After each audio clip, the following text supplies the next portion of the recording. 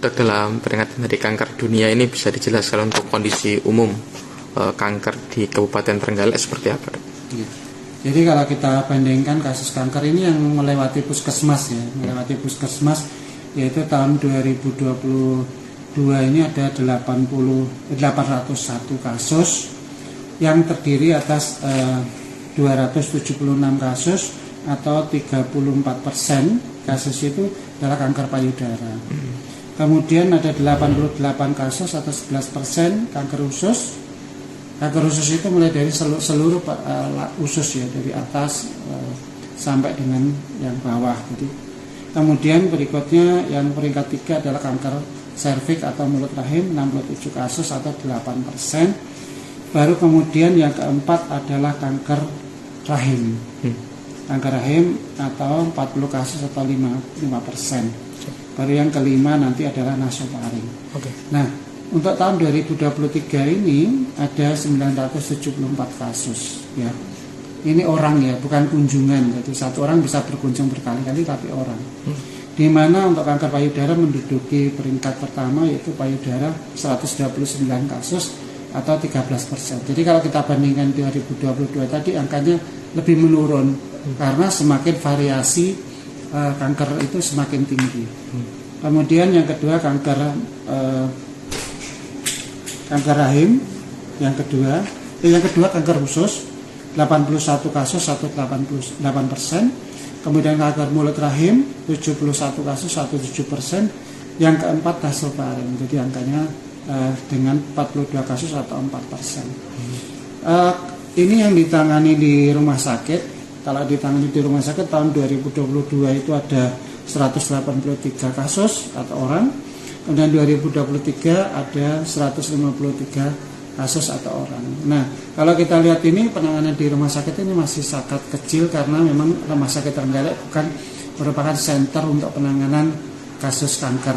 Mereka harus dirujuk ke fasilitas yang memungkinkan yang terdekat yaitu Tulungagung, kemudian Malang, Surabaya atau center-center yang lain, sehingga di tingkat puskesmas ini mereka biasanya akan mendapat penanganan pertama, kemudian dirujuk ke fasilitas kesehatan yang lain. Terus kalau kita lihat kanker itu istilahnya dalam tanda petik sembuh ya, jadi istilahnya kita kenal survival rate ya, sekian tahun, 5 tahun dan lain sebagainya. Akhirnya penderita kanker ini akan perlu dikontrol rutin, diobservasi dan sebagainya. Mengingat bahwa kanker ini kesakitan, menimbulkan kesakitan, produktivitas juga berkurang, bahkan resiko kematian, maka kanker ini perlu ditangani dengan baik. Adapun tema untuk peringatan dari kanker tahun 2024 ini adalah Close the Care Gap. Jadi artinya kita samakan atau kita ratakan pelayanan, jadi tutup kesenjangan pelayanan. Oleh karena itu kita memang harus mendorong bahwa rumah sakit termasuk Trenggalek ini harus berbenah supaya nanti menjadi senter pelayanan kanker dengan semakin meningkatnya kanker yang ada. Oleh karena itu perlu nanti pembenahan mulai dari SDM ya, berarti harus ada subspesialis, paling tidak spesialis onkologi, kemudian subspesialis radioterapi ya, terapi intervensi, sehingga masyarakat tidak perlu jauh-jauh ketika mendapatkan kanker. Yang paling utama lagi bahwa kanker ini harus dicegah. Perlu disampaikan data nasional bahwa 70% kasus kanker itu datang dalam kondisi terlambat. Oleh karena itu pemerintah dalam hal ini Kementerian Kesehatan melaksanakan sistem transformasi pelayanan primer. Salah satunya adalah peningkatan screening atau deteksi dini terhadap kanker ini. Sudah dijadwalkan untuk deteksi kanker ini pada usia 15 tahun. Yang pertama adalah kanker payudara. Jadi dengan proses sadari periksa dada sendiri di usia 15 tahun atau orang terdekat mungkin ibunya dan lain sebagainya seperti itu. Kemudian di usia 18 tahun itu juga sama, masih sadari tadi. Kemudian di usia 30 tahun mulai ditambah 1 yaitu IVA, jadi untuk pemeriksaan kanker mulut rahim. Itu untuk pemeriksaan IVA dilaksanakan 1 kali dalam 3 tahun. Pemeriksaannya di mana dok? IVA dok? IVA itu dengan pemeriksaan dengan diteteskan bahan di mulut rahim.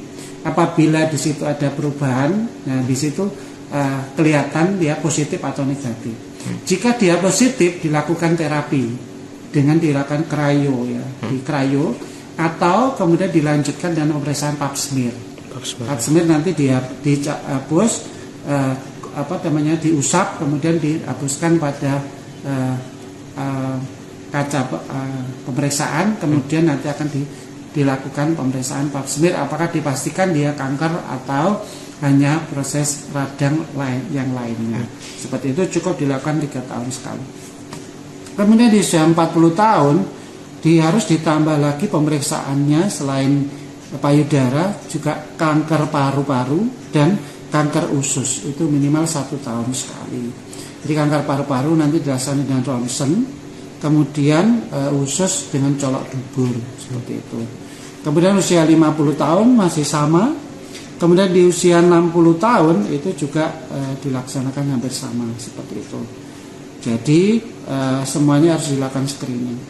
Nah, screening ini dengan harapan masyarakat itu tahu dan ketika ada kasus segera mendapatkan penanganan. Misalnya kalau penanganannya lebih dini, misalnya penyakit kanker ini bisa relatif bisa dikendalikan atau ditangani dengan baik. Nah, mengingat bahwa kanker ini adalah suatu yang perlu kita waspadai dan sekarang sudah ada vaksin yang digunakan terutama untuk mulut rahim, yaitu untuk diberikan imunisasi HPV, Human Papilloma Virus.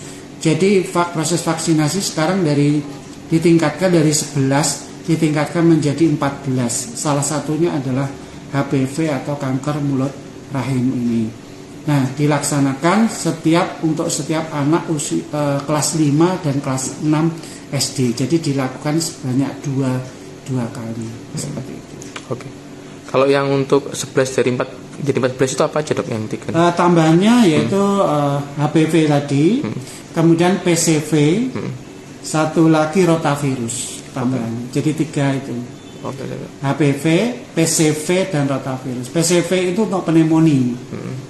Jadi karena kasus pneumonia pada anak akibat pneumokokus ya, itu cukup tinggi, akhirnya dilakukan PCV tadi itu. Kemudian satu lagi adalah dilakukan rotavirus. Ternyata sebagian besar penyebab diare pada anak itu karena rotavirus. Sehingga kalau itu dicegah, nah itu tidak diare sering.